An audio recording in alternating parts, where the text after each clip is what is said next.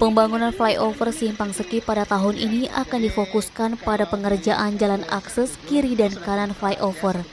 Meski groundbreaking belum dipastikan kapan waktunya, saat ini proses yang tengah dilakukan di tahap pengaturan lalu lintas selama konstruksi berlangsung nantinya.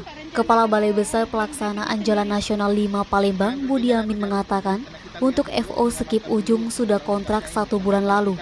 Sekarang masih dalam tahap pengaturan lalu lintas. Namun Budi Amin memastikan pengerjaan fisik dari FO Simpang Sekip bakal terlaksana tahun ini, sebab target pengerjaan fisiknya selesai pada tahun 2023. Dalam pelaksanaan pembangunan FO Sekip, soal ada lahan tersisa yang belum bebas tidak menjadi hambatan untuk tetap melakukan konstruksi FO, tidak mengganggu pekerjaan fisik jembatan.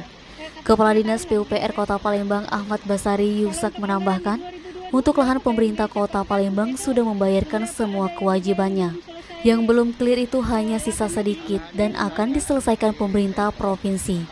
Adapun pengerjaan masih tetap bisa dilakukan sambil proses tersebut berlangsung. Denny, Sumeko TV melaporkan.